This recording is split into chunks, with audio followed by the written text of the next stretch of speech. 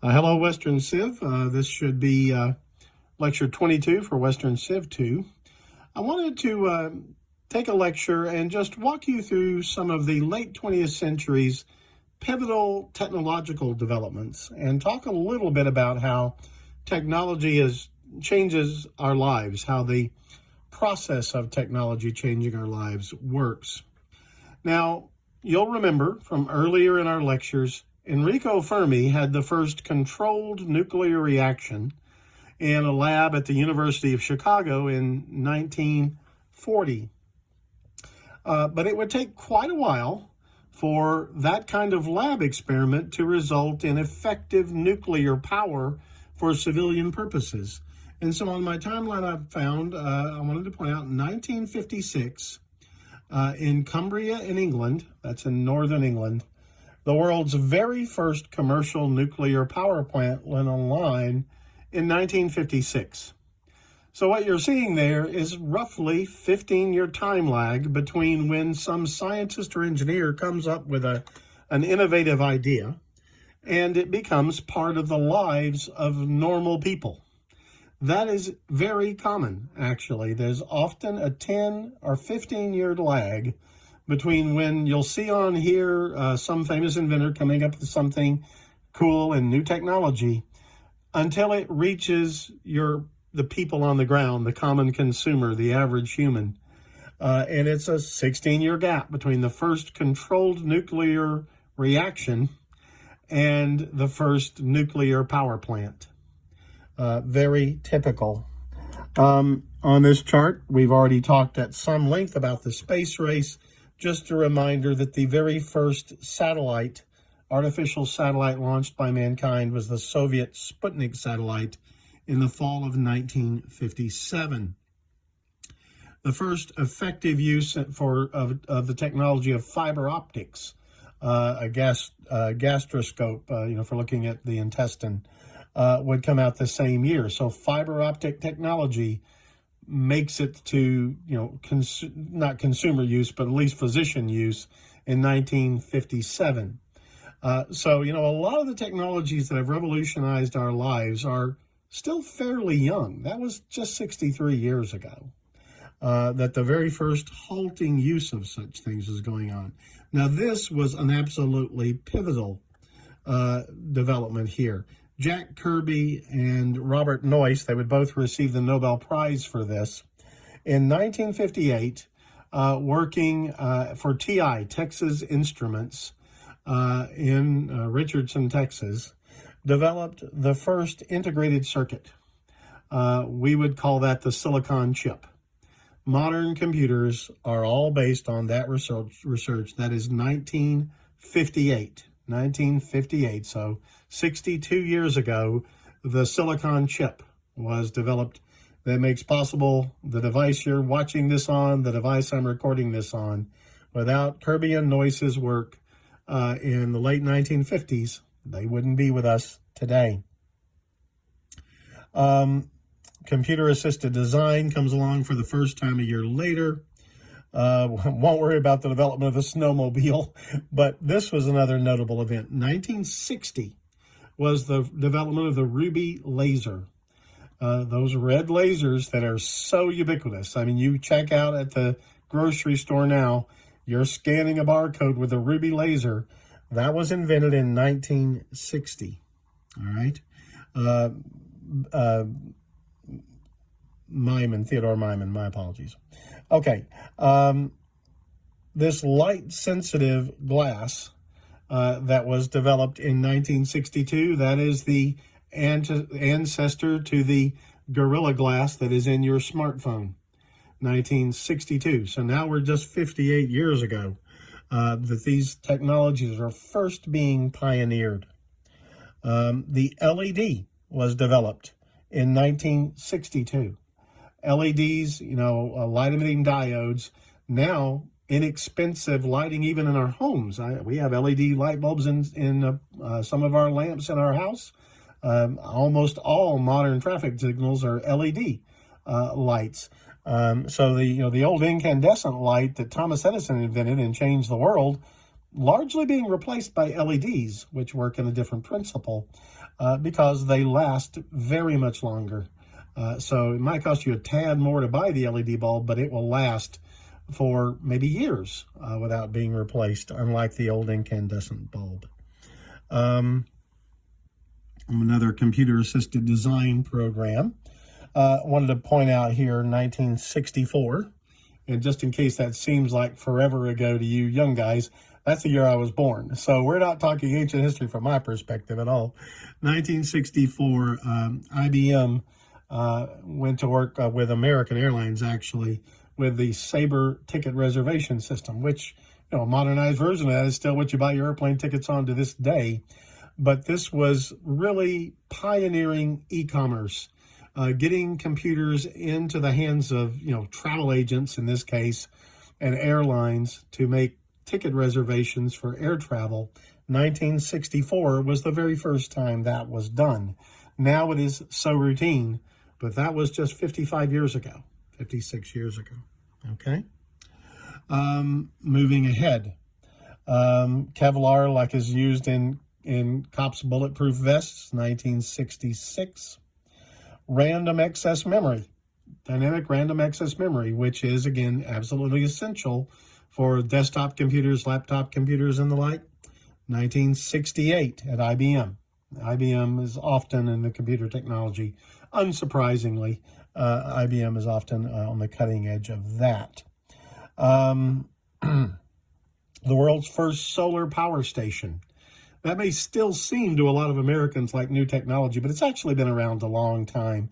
You'll see 1969, the French had a solar power station putting power in their power grid quite a long time ago, 50 years ago. So it's not new. The problem with solar power is it's a high capital investment. You have to spend a lot of money to set the system up. Now, as long as it works well for a long period of time, that's great. But of course, all it takes is one hailstorm, and you might have to replace the whole thing. And here in Texas, those things come all the time, as you no doubt know. All right, astronauts walk on the moon. We talked about that. Apollo 11, July the 21st, 1969. So we just celebrated the 50th anniversary of that monumental event last summer. The computer mouse. Now, it took a long time. One engineer, this guy right here, Douglas Engelbart, he worked on computer mice for years and years. By the late 1960s, he had, as an engineer, really perfected the technology. That being said, remember my 15-year lag rule. The very first machine I ever used a computer mouse on was an Apple Macintosh, first generation Apple Macintosh, 1984. So that's almost perfect 15-year lag rule between when the engineer comes up with a great idea and proves it can work until it works its way through the development pipeline of major corporations and is tested, in small markets and the like, until it's finally made available to the general public in some usable form of technology. Early adopters often get their hands on technologies like that 10 or 15 years after they're first developed. So keep that in mind next time you're watching a news story and they talk about some cutting-edge new technology in the lab. Don't go thinking you're probably having it next year. It might take a decade or more before you actually get your hands on it. Apple came up with it first, I believe, and then IBM and PC equivalents quickly copied the computer mouse. All right. The compact disc was invented. Again, this is another great example in the late 1960s. But I saw my first compact disc CD in the fall of 1983. That's when Sony made them available to the public, and you could go to record shops and begin to buy CDs with your music on them. 1983 is when that gets to us. So again, the 15-year rule applies there as well. First handheld cell phone developed 1973. This is a little longer than 15 years. It took quite a while for cell phone technology to get to your average person. I'm not certain why. The very first portable phones that consumers could get were not cell phones. they were really radios. I used one when I was a lawyer in the early 90s. It was in a bag. It was a big thing like a little suitcase. And what it really was a radio that connected the telephone-like device in your hand to, antennas that would then feed it into the telephone network. So yeah, you could sit in your car and call if you were not too far outside a city, and you could use these phones. The first portable phones, there weren't cell phones. The cell technology was around for 20 years before your average person got their hands on it. Okay. Moving ahead. So yeah, I would say it was the mid-90s before cell phones really caught on. 1974. Oh, Ethernet. This is, again, something else. In the mid-80s, I remember that they were installing Ethernet on the Rice University campus when I was an undergraduate. That's about 10 years to get it to universities, into the buildings of universities. But private homes, this kind of connecting technology, really late 90s before it starts getting into private homes. So that again, is an even longer lag time than my 15-year general rule. Barcodes. Checking out the supermarket with the barcodes. Remember I talked about the laser being invented in 1960? 14 years later, you can check out your groceries with barcodes at the store. Here you go. Pivotal event, 1976. The founding of Apple computers. The first generation Apples made, and that famously in Steve Wozniak's garage. Steve Jobs and Steve Wozniak creating Apple computers. Kits that they produced kits first, and then they started making the actual computers. 1976. Moving down here, quantum computing. I won't get into that, but I wanted to move here. 1981, the first space shuttle flights to outer space. Cataract surgery with lasers by the early 1980s. Compact discs, there you go, there's 1983. That's exactly the year I told you that Sony and Philips both launched CD players, and consumers started getting CDs to listen to their music on. I think I might have skipped it, but the PC, the personal computer, I don't see it on here. The personal computer, I want to think it was 1980 that IBM came out with a PC to compete with the Apple II personal computer. So late 70s would see the rise of very simple personal computers in people's homes and in offices. By the mid-80s, they're getting pretty complex. First generation Macintoshes go online in late 1983, and they are pretty common by 85. So, that's what I was telling you about. Technology takes a while, but once it pops, it can pop real fast. Okay. All right, so now we're moving into the 90s.